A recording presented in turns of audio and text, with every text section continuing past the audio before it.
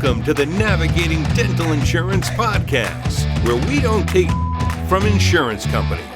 Here are your hosts, Mr. Jordan Comstock and Mr. Ben Tuine. This podcast is sponsored by BoomCloud Dental Membership Software, www.boomcloudapps.com, and Veritas Dental Resources, www.veritasdentalresources.com. Enjoy the show. Welcome to another exciting episode of the Navigating Dental Insurance Podcast. Today is Ben's birthday. Happy birthday, Ben! Yeah. Happy birthday, Ben! Oh, thank you. Thank you so much. Yes. You know, my birthday usually gets overlooked because it's right after the holidays. So growing up, I never celebrated it. And that's why I'm still at work today, because I kind of get in that mode. But thank you so much. I appreciate it. Yeah, dude. That might be one of the saddest stories. Like, we need to make it like a real positive day for you. Like, everybody sent cupcakes and like just make him feel special for like the month of January. Yeah. You know, it really has been. something. Like this morning, I woke up to 1,000 birthday texts from a bunch of people that I work with. Did you see my Facebook? And Did you see my Facebook message to you? I have not. I need to do Facebook a little bit more, but I'll check it out this evening. We're gonna go and have a nice dinner, and then when we get home, I'll read up on the Facebook messages for sure. But thank you both. Appreciate it. Yeah. So Yeah. Ben's birthday is today. I thought Ben was like a year older than me, but I realized today that he's not.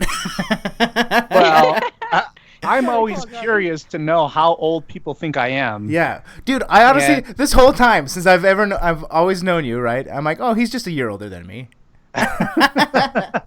That's honestly. It's funny though, because most He's got people that think, Samoan look. Like, he's just got the like forever youth look. Yeah, baby. Forever. it's crazy. well, when I was in my 20s, people thought I was in my 30s. Now that I'm in my 30s, almost in my 40s, people think I'm in my 20s or lower 30s. But I'm 38, Hey. and it's funny. People think that I'm 33 or 32, or I thought you were 33. I wish I were 33. Yeah. Well, you look like it. You've Oh, got that thanks. fountain of youth look. So, just keep it going, whatever you're doing. Yeah, it's I the will. it's the You know, haka. it's- He's doing the haka every morning. That- Pump that's up every right. day. That's what you do. I did learn the haka like 1 year in my life. I did learn the haka, and I was like, they told me what that actually means, and I was like, wow, that's like an intense chant. Yeah. Yeah. The one that you do, Ben, is pretty cool. It's intense, but It is. isn't like a. I can't remember what it means. You've explained it to me a couple of times, but I always forget. Yeah, there's I a suck. bunch. Yeah.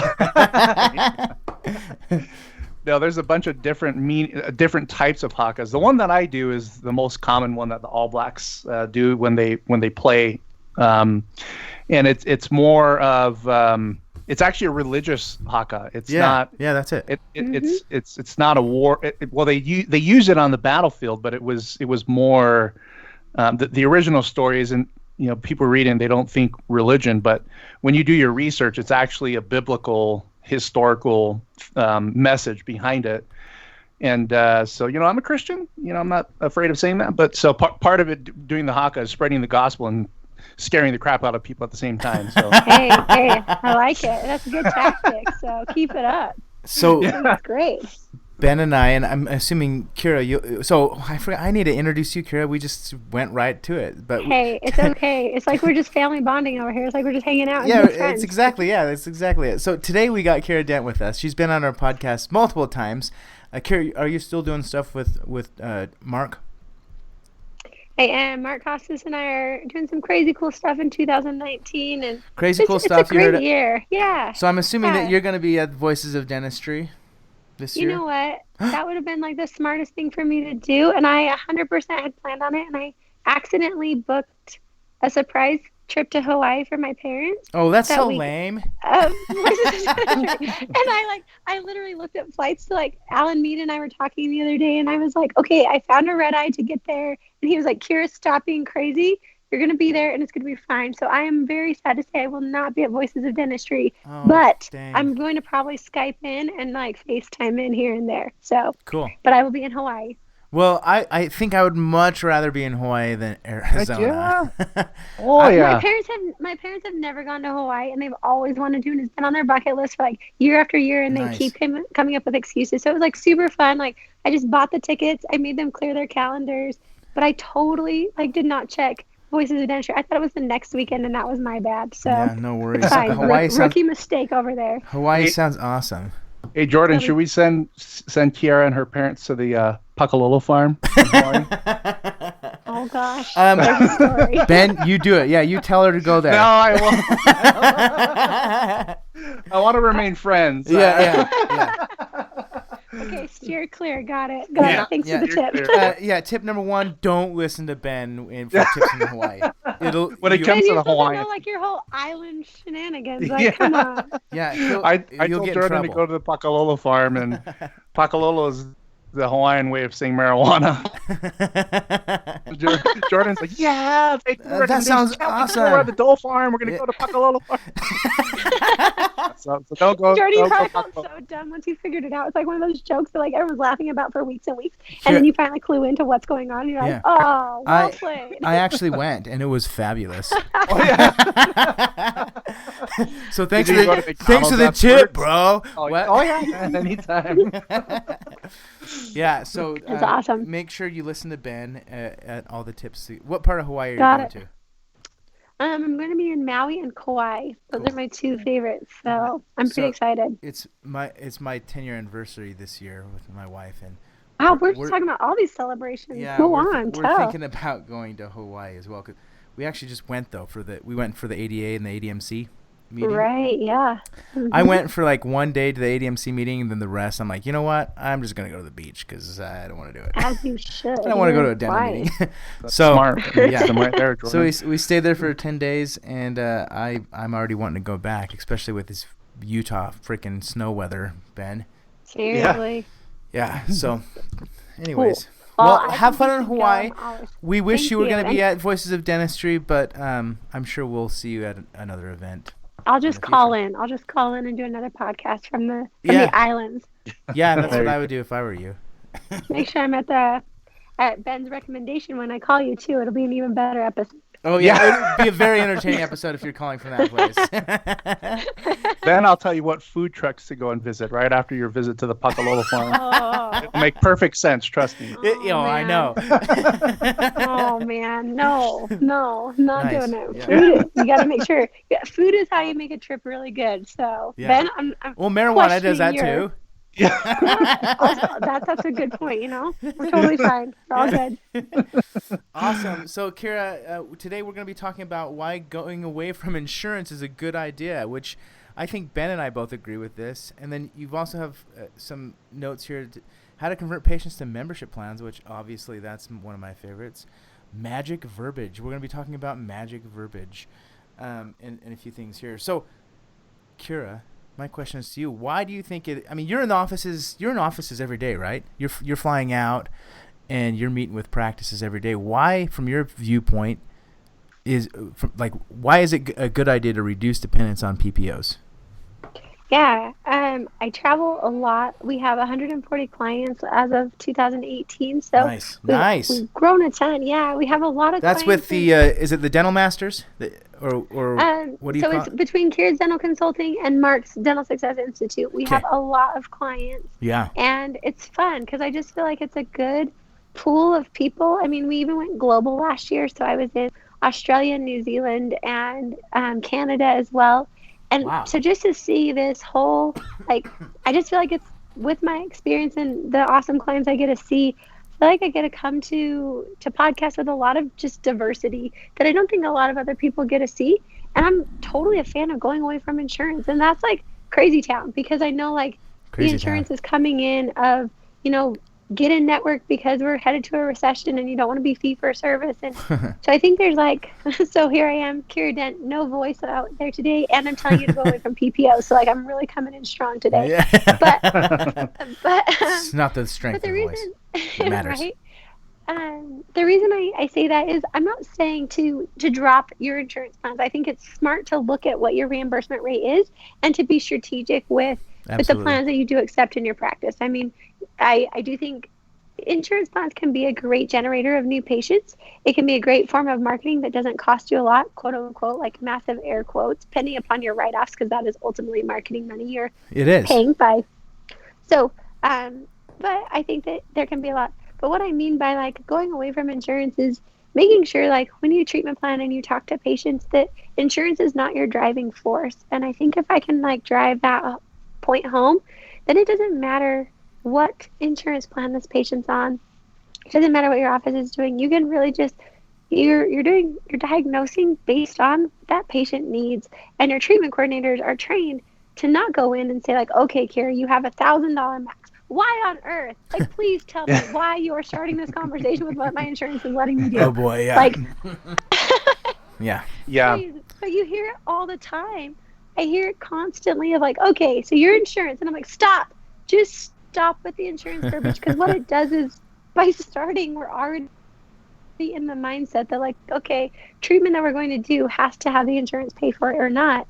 But I think that comes from the fear of being rejected, and it's just like a trained mannerism that we trained ourselves over years to go in and present a treatment plan like, well, with your insurance, you stop. No, how about Dr. So-and-so diagnosed X? Let's talk about that. Let's get you scheduled for that. And hey, your sweet coupon that's called dental insurance, that's really nothing more than a coupon of $1,000. High five, that really means nothing. It's a very expensive coupon if it really is a coupon, really, if you think about it. Seriously. And it's not that sweet either. Yeah. It's really not. It's not. And that's why I say go away from dental insurance, because I believe, and this is me just being very bold, I don't believe the insurance companies are on the patient's side. They are businesses for a reason.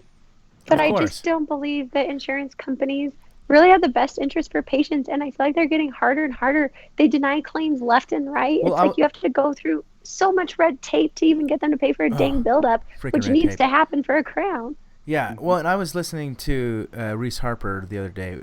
We were hanging out in Arizona, and then he tagged me on an episode that he had done recently about insurance companies and basically how they're suppressing dentists, right? And how they're forcing practices to reduce their basically what they get paid, right? So right. And that's happening more and more. And the guest on his show, it was an attorney that's really well known in the industry, and he was telling the Reese that it'd be very smart for practice to really understand what insurance companies are doing in regards to suppressing their fees and things like that. And really be strategic, like you said, Kiera, on getting rid of insurance companies. And they brought up membership programs, which is a growing trend in the industry as we speak. But I couldn't agree with you more with getting out, especially if you can do it strategically. Because I mean, the other day I spoke to a practice that they just dropped everything like all at once, and I'm like, are you sure you want to do that? That seems really crazy. Wow, yeah. Right? They're like, no, we're so sick of them. I'm like, you might want to rethink this. Like, I think they were talking to somebody from my team here, and I'm like, well, let me talk to them. Let's just let's get a strategic plan together. But they were insistent that they just wanted to drop all of them, and they did. And they're making it work, but it can be challenging if you do it that way. So when you say strategic, like, tell us, give us some detail on that. What have you seen work out there? Yeah. So with that, I say you really need to just check in and see what your reimbursement rates are like. And if you're doing okay, and like how many patients are on that insurance plan, and could you negotiate? Can you negotiate those fees to be higher? Yeah, call Ben. But boom. Seriously, that's Ben. No, don't call me. I hate insurance companies. He's so worn. You're probably so worn out working with insurance companies. They're just our best friends and our worst friends all at the same time. Yeah. But with that, like, just making sure your reimbursement's there, and you could be strategic. So maybe every year you look at the 2 companies that are your lowest reimbursement that you don't have a lot of patients on, and you possibly drop those plans. So you're spending your time and you're investing time, because I also see offices that are just like running around like crazy town, and they're not making a lot of money because they're seeing all these patients. They're barely being reimbursed for the procedures they're providing, and yet they just feel like, well, if I cut this, then I'm not going to have patients. And it's like, yeah, but could you invest that time attracting patients that could actually pay the bills, as opposed to just running around like crazy and not being able to be profitable? So I think you really have to weigh how profitable, what is the ROI on these insurance companies. But regardless of whom you stay with, because I'm a huge PPO fan. I believe in helping out patients and giving them like the best quality service, and I really do believe in that. But I say, like, when you step away from it, be strategic, make sure it's healthy for your practice, but then train your team that they don't focus on the insurance. Insurance should be secondary. It should not be the primary focus. thing that we discuss when we're talking treatment plans and having patients say yes to treatment. Insurance should never, never, never, never be. And that's why I wanted to tie it into membership plans and magic verbiage today, because if we can train teams, there you go, there it is. If we can train your teams on how to get away from this whole insurance talk, it becomes a lot easier to drop those insurance plans. Because if you can convert these insurance patients to membership patients, you're not losing the patients when you drop the plan, because you've been strategic in like, converting these patients over to your membership plan. They're no longer focused solely on what insurance covers or doesn't cover. They're more focused on care. They're focused on what type of treatment is being done and being financially affordable and just making it happen that way. But that's a whole mind shift change that I'm proposing for people to do. And I say it with confidence because I have many offices that we've been able to convert and change to not having an insurance-driven mindset, but more of a patient-centered mindset, which you can then start dropping insurance plans, start converting over to membership plans, and growing a more profitable practice that doesn't require as much work for you to run. I love that. I'm going to give my 2 cents, and then I'm going to have to skedaddle here. You're going to go eat your birthday cake? Happy birthday. Yeah, thanks. I have to go and pick up my son and then eat my birthday cake. But what I wanted to say, it's so funny, Kiera, when Dr. Costa started his podcast, I had no idea I was episode number 2. And That's awesome. I gave him the same spiel that you just covered, focusing on the care is key and important, and shifting the patient's focus away from insurance. And over the last several years, what I've learned is that when it comes to dental practices in general, just our communication, it's human nature that dominates. We take the path of least resistance. And for some reason, people have this mentality that, people have this mentality that the insurance talk is the easy way to go. But the reality is it's not. It is the most difficult. When you lead with insurance, it's much more difficult to get those patients to get out of that mentality and get them to accept treatment plans, especially if the treatment plan is beyond the annual maximum, or if there's a lot of treatment that's not even covered by the insurance plan. That whole mentality, and that's my message to people about going out of network or just dealing with insurance in general, is that the path of least resistance is actually talking about the care needs of the patient and having the insurance conversation be secondary or even in third position in terms of bullet points, or at least a priority of your conversation with patients. And for practices that have implements, it takes a long time for practices to kind of get that mentality change. But once they do, they start to see that the conversations with the patients are a lot easier when you're focusing first and foremost on the care needs of the patient, and then insurance is sort of a secondary conversation about how things are going to be paid for, Absolutely. I'm It's sure a tool in your toolbox as opposed to the driving force. Exactly. It's funny because I sat in an office once, and same conversation. The person the front office let out with the insurance conversation with the patient. Well, guess what? The patient ended up only doing what was covered by the insurance and left an entire treatment plan undone. And my suggestion to the doctor at the time was, just give the case presentation and then just shut up. No offense, really. but just give the case presentation and then ask the patient how they feel about, their care needs. And he did that, and he was so uncomfortable. I'm not a practice consultant, but I just said, look, I'm here to help you implement one insurance policy. But if you just do your case presentation, because I thought he did beautiful in presenting the case and creating the need, for the patient to want to move forward with treatment. And I just said, just be quiet. Let's see what the patient says. So he presented a $15,000 case to the patient. And then he, at the very end, and he just said, so what are your thoughts to the patient? And he was quiet. The patient was silent for literally, it felt like 30 minutes, but it was 30 seconds. Yeah. Totally. And I prepped the doctor and said, look, in the art of negotiations, in a situation like this, the first who speaks loses. Correct. You don't want to lose, but you're going to be afraid. You're going to want to talk because silence is awkward. Yeah, it is. But just don't say anything. Trust me, don't say anything. So he asked the patient what the patient thought. 30 seconds later, the patient said, well, my credit card only has a $7,000 balance. Can I pay you tomorrow the rest? Totally. And he was blown away. He never closed a $15,000 case in his history of practicing. And, the patient, we didn't even have a conversation about insurance. The patient was just expecting to pay for it all out of pocket, and then on the back end, they surprised the patient with a $1,500 coverage. That was the annual max. So, and the patient was happy. Yeah, the patient was totally happy that they didn't pay for the whole thing. They actually got a refund because insurance paid $1,500. And that's been my experience is when you take time to learn those concepts, what you'll find is that insurance is not it's not easy. It's not leading with those insurance conversations is actually more difficult. But anyway, Kiera's the expert today. I'm gonna exit and go celebrate my birthday. But dude, I just wish everybody to listen to Kiera. She's a rock star. She knows what she's talking about. Yes, she is. Thank you, Ben. Happy birthday, Benjamin. Happy birthday. Thank you. Have a good day. We'll continue the conversation, Kiera. But yeah, and to tie into Ben, that's exactly what it is. But I think it's, as he was speaking, it's like that's the culture. That's the culture of dental offices that we have created and fostered, and it's just all it is I say it's like, think back to elementary school. Maybe you weren't bad kids like I was. No, I dropped out.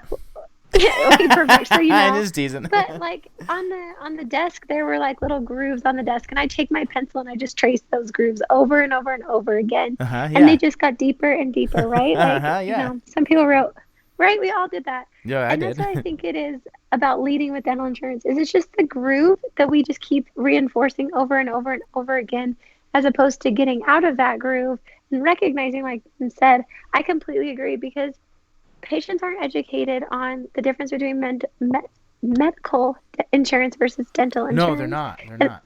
There's a huge difference. A lot of them think it's the same thing. Totally, and which it's is not. insane Like, to dental me. insurance is just like a small little coupon of $1,000 or $1,500 or $2,000 if you're super lucky. Whereas medical, you pay that amount and then they cover the rest for you. Yeah. And so it's just this, and where you drop the seeds of, well, your insurance only covers this, or your insurance doesn't cover that. Well, we're right there. We're telling our patient that, hey, insurance is the driving force of treatment. Oh, and then the patient's like, well, if insurance isn't covering it, I don't want to do it. Yeah. Because you planted that seed. You, with your words, created that world of insecurity and questioning from your patient. That was on you. Half the time, patients don't even know. And like Ben said, that's exactly what I coach is. You present the treatment plan, you expect the amount, and you're silent, because patients have to take time to figure it out. It's not that they're not wanting to do it. That's sales 101. If you listen or take any sales courses, or if you've been in the sales arena, right? They'll ask a question and then they just stop and they're quiet and they allow the person they're talking to answer the question. Right, and it works. It really does, but and it's so scary. Afraid. Yeah, it's scary at first, right? I remember my first time learning sales at a young age and doing things like that, and it felt really, really awkward, but it worked, right? And then you just get used to it. Yeah, and I think it's a matter of like I like to point out why it's scary, and it's scary because we don't want rejection, and I think when people understand, like, if a patient says no to you on a treatment plan, I remember as a treatment coordinator, I used to take that as a full blow against me. Like, well, what did I say wrong? And why don't they want it? And what does it say about me? And blah, blah, blah. Like, I just went down this whole story that wasn't real. But if we recognize that the reason that I believe that we lead with insurance verbiage is because we've been trained that that's it, quote unquote, if you will, it's an easy way to get a yes. If they only have to pay $20 for this filling, they're probably going to say yes to you, and we're avoiding rejection. And so therefore, that's why people think it's easier to just go up to that $1,000 max, because there's no quote unquote uncomfortable conversation you have to have. But the reality is, if you recognize that if you present the full treatment plan, allow the patient to have time to figure out yes or no to this, you no longer are shackled to $1,000 insurance coverage. Yeah. The sky is the limit of what you can present, of what you can close, and the treatment that you can offer your patients, because you no longer have boxed yourself in the world of dental insurance. You have opened it up to, like Ben is saying, the sky's the limit, and insurance is just now an added bonus in their toolbox that we're going to help instead of it being the driving force. Absolutely. I agree 100% on that. So, all right, I want to switch gears, and I want to ask you, you're in practices all the time, and I know you work with lots of practices that use BoomCloud as well. How can patients convert? How can they be converted to a membership program or a membership plan that the practice has? I love this so much. Like, this just makes me like so excited because people don't believe it can happen. So it's like, I'm here to tell you it can. So I'm so glad we had like the conversation of like getting away from insurance mentality and leading with that, because Yes. if you don't lead with that, you have a mind shift. You're gonna change, struggle. Understand. Yeah. If you don't, like, this isn't gonna fly and you're not gonna gel with it. So that's fine. But if you can get on board, because this was like super scary, and I say this from personal experience, because like I used to lead with insurance because like that's what I thought I was supposed to do. Yeah. And then I realized like, okay, I'm so limited, and patients are saying no left and right. I'm getting more rejection with that than if I don't talk about insurance.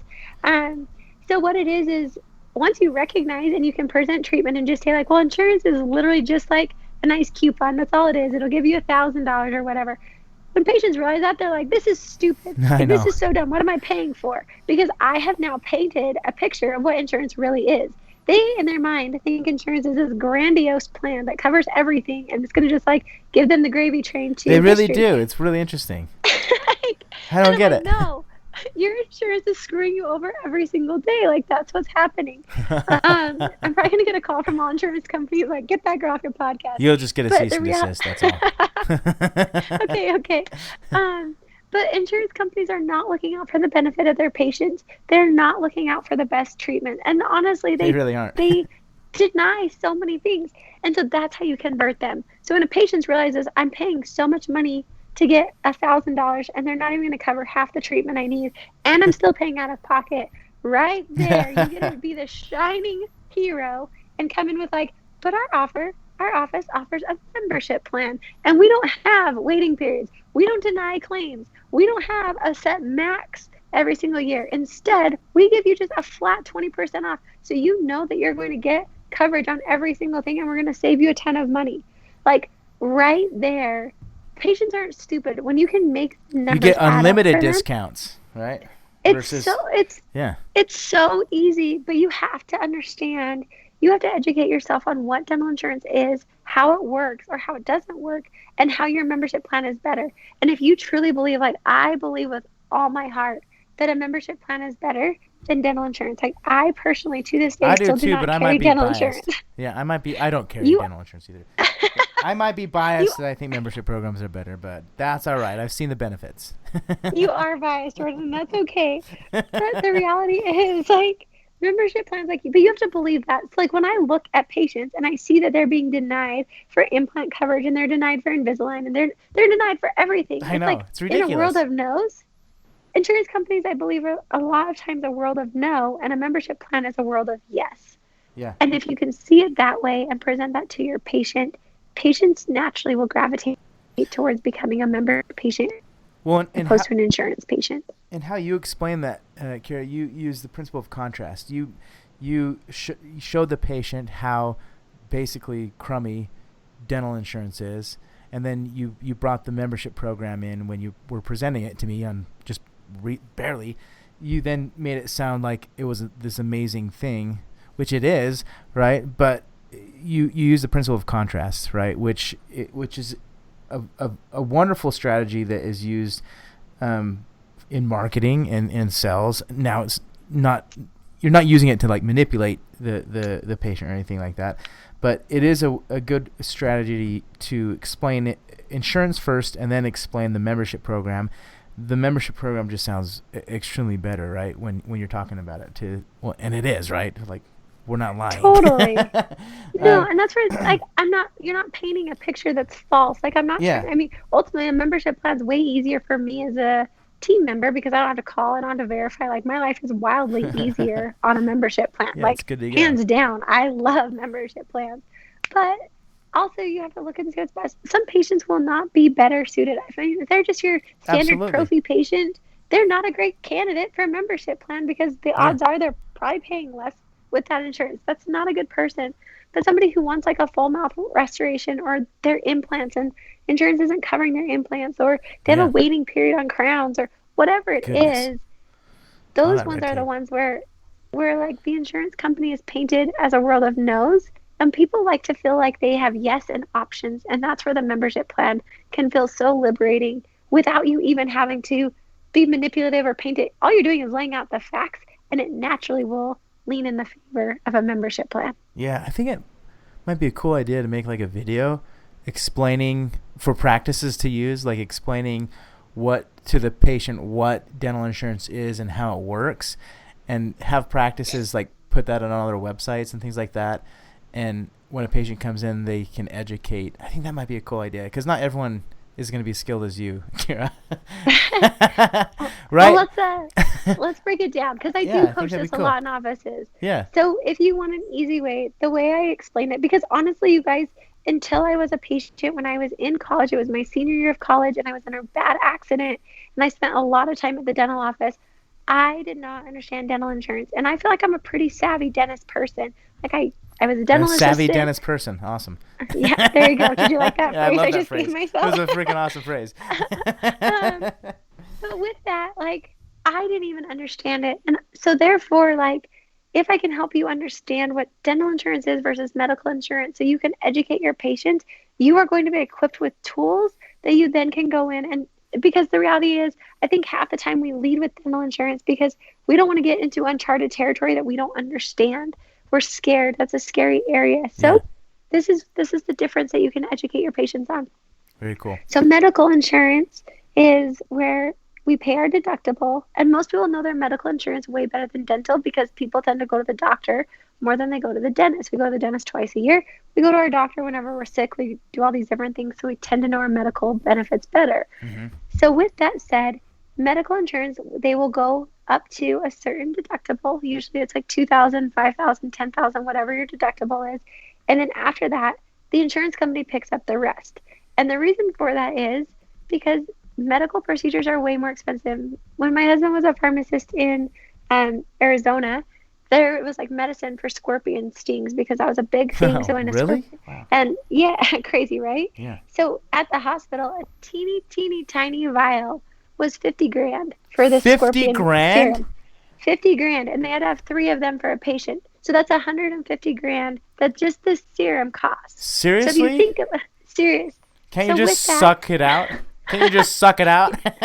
You totally can, right? Just grow up and be fine. But that's the whole reason why medical insurance has to cover more. Like, we as people can't afford those bills. We can't afford, because medical procedures and like the MRIs and all those things, they cost way more money than. They're a little bit complex. Like, it's just so much more expensive. And so that's why medical insurance, like, we pay up to a certain deductible, and then the medical insurance has to cover the rest. That way we're not, as human beings, like totally strapped and just dead with bills for the bulk of people. So that's with medical insurance. Now, dental insurance is the exact opposite. What happens with dental insurance is they pretty much say every year, okay, every person gets X amount of money per year. And it depends on your plan that you're on. And I say, like, Delta Dental and MetLife and all these ones that you hear, I say they're like the parents, and they have tons of kids. Mm-hmm. And all those different kids are the different plans that are under that Delta Dental umbrella. So, you know, you could be on Delta Dental and your best friend could be on Delta Dental, but you get $1,000 and your friend gets $1,500. Just because they have different kids, they're different plans. Mm-hmm. So just because it's Delta Dental does not mean it's the same for every single person. It depends on the plan. Absolutely. So with that said, every person is gifted this money at the beginning of the year. Here you go. It's a bucket of money that you get. And so it works is when you come to the dentist, you come in for your cleanings, your x-rays, your exam, all those things are sent off to insurance, and the different type of procedures are covered at different percentages, which is why people think their pro fees, their cleanings are covered at 100%, because typically they are. But that pro fee pulls from that $1,000 or that bucket of money that you get, and it just deducts every single procedure you do. And so once you use up that $1,000, the insurance company's like, well, high five. That's the end. That's the end. Yeah. You're welcome. But we're contracted with fees. So if, for example, your office is $1,500 for a crown, but Delta Dental only allows $750, you're contracted in. That's a tough day. Yeah. That's what I would do if I were a dentist. Right? Exactly. Your office can only collect that $750. And so with that, the patient is getting a massive discount from $1,500 down to $750, because that's all we can charge, because we're contracted with that insurance company. And so that's how it works. So like procedures are on sale, quote unquote, the patient still gets a discount. But the bottom line is they just get a bucket of money. And once we spend it on all the procedures they come in for, And the insurance company can deny lots of procedures and just say, Yeah. well, sorry, we're not covering Which that. they do, yeah. Regardless of that No, thanks. $1,000 or $1,500 or $2,000, like, we don't cover implants. Like, yes, you have $2,000, but we're not going to cover implants, or we're not going to cover buildups, or we're not going to cover this. So you have to pay. Have you ever played like a board game with somebody and they always are changing the rules? That's what it seems like insurance companies are doing. You're playing cards with them and they're like, Really? no, that doesn't work, right? They're just kind of constantly changing the rules for everybody. That's definitely like the relationship that dental offices have with insurance companies from my viewpoint. Absolutely. And it is a constant change. So if you can help your patients see, like, medical insurance, you pay up to a certain deductible and then the insurance company covers the rest. Dental, it's the exact opposite. They give you your bucket of money, and once you spend it all, you're done for the year. But dental insurance companies don't care about your treatment. They don't care if, Jordan, you have perfect teeth and I have terrible teeth. I do. I have They're going to great give us the perfect same. teeth. I bet you do. I don't. I've seen those. No, that flashy smile. So they're so perfect and straight and I'm teasing. But they don't care. They don't care what Jordan's life is like. They don't care what Kiera's life is like. No. They just say, based on your plan, you get this amount of money, and it does not matter if you need 20 crowns or one or nothing. They don't care. And so that's where it's not a one size fits all. And if your patients can understand that, therefore, that's why a membership plan is a one size fit. Like, it can go to every single patient. You can customize plans too, yeah. You for your totally membership. can. If you don't need a lot of treatment, you're not paying money out for an insurance plan that you're never going to use. Or if you need a lot of treatment, you're going to get a bigger discount because the membership plan works that way. So you knowing those two differences, truly, like, once I understood that and once the light bulb, like, clicked for me, I was able to then, like, present treatment plans to patients so much more confidently, because I was like, oh, I get why you don't understand dental insurance. I get it because you think it's just like medical insurance, and it's not. Yeah. Let me help you understand the difference between the two. So I think that's wonderful, and I think every practice needs to help educate to their patients about insurance, because it is kind of a complicated topic if you think about it. I mean, how you explained it was very simple, right? And that's you're skilled. I hope so. You're very skilled. So, but I think every practice should be educating patients about the realities of dental insurance and compare it to medical insurance, and then I'll also bring up membership programs, because it is a fantastic way to get patients to not only become loyal patients, but you got the recurring revenue you can generate from that. Much like an insurance company, when they're collecting the monthly or yearly premiums from the patients, they're generating recurring revenue, right? So you get that on the business standpoint, and then you get it aids in case acceptance most of the time. If you present it correctly, a membership program can help increase case acceptance with patients that either don't have insurance or they've maxed out their insurance, right? So thank you for your tips there, Kiera. So I want to hear some more. Like, do you have more verbiage tips that you can share with our audience? Because I think your magic verbiage tips. The magic verbiage, absolutely. What are some other things that practice can do verbally to increase case acceptance, increase patients to membership programs, things like that? So this one is one of my favorites. I just picked it up from an office that I was in, because their hygiene department just crushes it. Like, they are so good at fluoride and sealants, and I'm like, how do you guys do it? Because they get in the sticky conversations of insurance, like, oh, well, insurance doesn't cover fluoride, so let's have this awkward conversation. They are so good, and I loved this one so much. And they said, with your insurance, Kiera, fluoride today will be $39 out of pocket. Their fluoride fee is $39, but they beautifully package that with your insurance. Your fee is $39. They're not going into your insurance, denies it, or it accepts it, or it doesn't. All they say is, with your insurance, your out of pocket is X. Yeah. And I love it. I think it's genius. And they're closing lots of deals with that presentation skill set, I guess. Totally. Very cool. That's all they say. That's all they say, and it just works so beautifully, because hygienists are so scared to talk fluoride, because they're like, oh gosh, I've got to tell them it's not covered by their insurance. And this is all getting away from that insurance-driven mindset to a practice-driven and patient-driven and diagnosing-driven practice that we really are treating our patients with the best care. So that's a beautiful line that I think is really easy to implement. Try it. It works so well.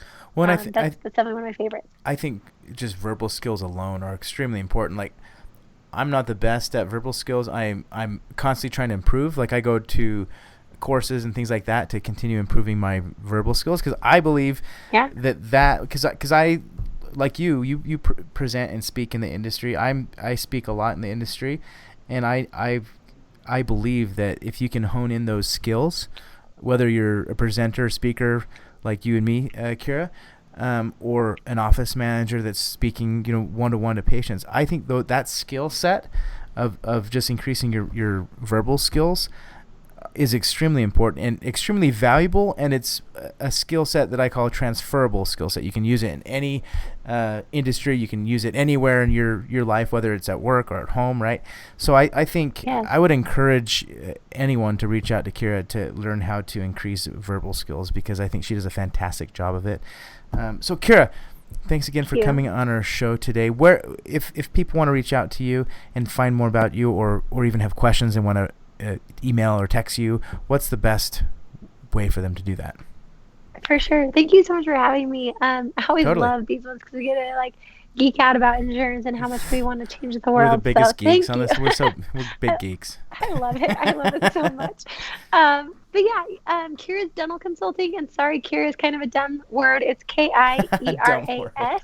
It's totally dumb. I should have thought about it. No one can ever spell it right when I made it. But I always spell it right. Kiera's good. I before E, guys. I before E. Yeah. Yeah, there we go. So KierasDentalConsulting.com. You can always shoot me a text. I'm always available. I love to help out, love to give different ideas. We coach so many offices and office managers, and I work heavily on trying to just get away from the insurance mindset and empower people that you really can do it. You don't need to be shackled to it. There's so many options out there for you. Awesome. I love it. So reach out to Kiera. She has helped, I know, a lot of our clients at Boom Cloud, and she continues to do awesome things in the industry. So Kiera, thanks again for coming on our show. Thanks, Jordan. I really appreciate it. Yeah, and all those that are listening, we look forward to seeing you guys at the Voices of Dentistry. Ben and I will be speaking, doing a live podcast there at the Voices of Dentistry. So I'm trying to convince Ben to do the Haka. So we'll see how it goes. Yeah. So and it's January, so it's still birthday month. So go give him tons of cupcakes when you see him. we'll just I'll buy a bunch of cupcakes and I'll just plaster his face, which is with the cupcakes. Can we please? I love it. Luckily, he's not on this show to hear that, but I will plan it. It's a little surprise. If only you were there, Kiera, you could do it with me. But that's all right. You go have fun in Hawaii. I'll FaceTime in. I'll FaceTime you when I do it. Perfect. Thank you. Thanks. Perfect. Well, we hope you guys have a wonderful day. And again, thanks, Kiera, for coming on our show. Thank you, Jordan.